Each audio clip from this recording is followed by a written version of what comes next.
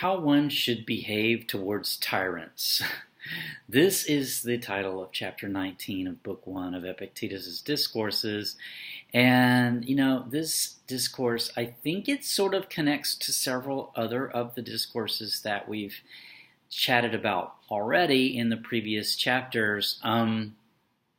Specifically, I think maybe on contentment, which was chapter 12. But, this discourse really, it talks about, it starts out with the sort of the idea that if a person gets in an elevated position, gets some sort of advantage over other people, then for a person who has an undeveloped self, then this person, or an underdeveloped self, I'll say, this person, there's a danger that this person will start thinking that they are, superior because of this position that they have. And, might say something like, well, I'm the greatest person, or I'm the mightiest, I'm the most powerful person there is, and therefore a tyrant is therefore born. But, Epictetus mentions, that a person who has acquired an elevated position or maybe additional power would be wise to think, but, can you fix a car? Do you know how to bake bread? I mean, you're not the greatest person that exists if you don't know how to do everything there is. And so obviously no person knows how to do everything there is. And so that sort of claim to be the greatest that there is sort of, ludicrous, once we look closely at it. But then, we would say, a tyrant would say, well, everyone has to pay attention to me because I'm, the most powerful person or whatever. And, Epictetus mentions, well, yeah, but, I pay attention to a lot of things, for example, my donkey, who I need to brush and care for. I pay a lot of attention to the donkey. So paying attention to someone is not the same thing as that person being the greatest person that there is. And then the argument, as actually has been brought up in previous discourses, is that, yeah, but the tyrant can, have you beheaded, because they have power over you. And, then it leads us back into this sort of discussion that we've had multiple times in these chapters of Stoicism, is that, someone may have power over you and may actually have the power of life and death over you, but they do not have the power over, your inner self, your will, your inner being. So they could kill you, yes, because that's within their power, but they could not destroy, your inner being. What you give of your inner self to that person is totally up to you. So, that's your decision to make. Now, in the chapter that I mentioned, chapter 12 on contentment, the lessons of contentment are sort of learning to accept things that are within your control and out of your control, and also learning to value those things which are truly important, and external things that are transient and fleeting are not important to a person's ultimate happiness. And so learning to navigate that is sort of one of the challenges of Stoicism. And then in that chapter 12 of On Contentment, the discussion was had in that discourse about, a person when is a person free? And the argument was made in that chapter that a person was free who, was in control of their own being, was in control of their own will. So one who can maintain sort of an inner tranquility and a contentment in the face of adversity, such as maybe a tyrant threatening to kill you if you don't do something against your will, then that person is not free. You're giving up your freedom then if you were to acquiesce to a tyrant in that sense. So I think that's, sort of an example here of a tyrant who would only really have limited power over you.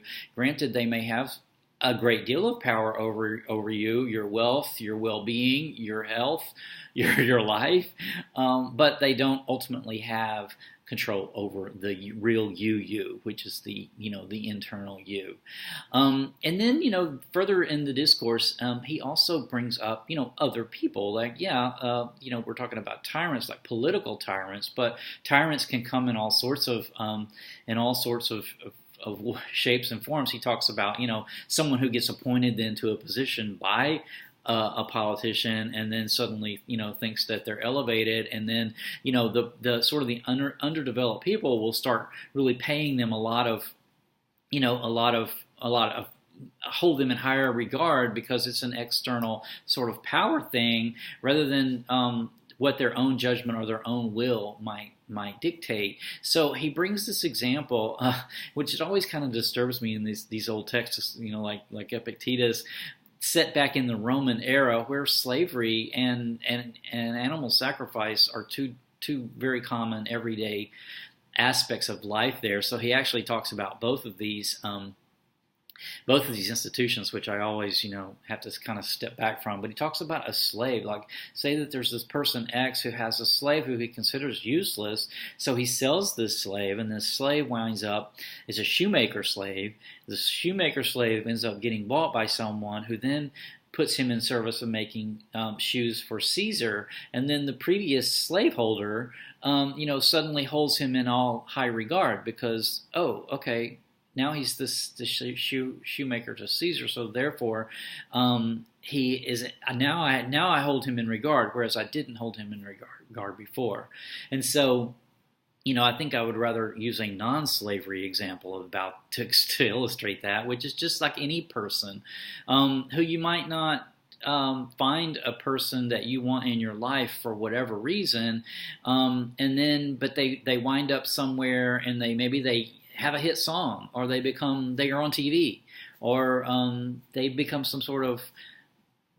known for something, and then suddenly, a lot of people, the tendency, I think, sometimes in human nature would be to say, "Oh, I know that person. Oh, yeah, we go way back. We're cool."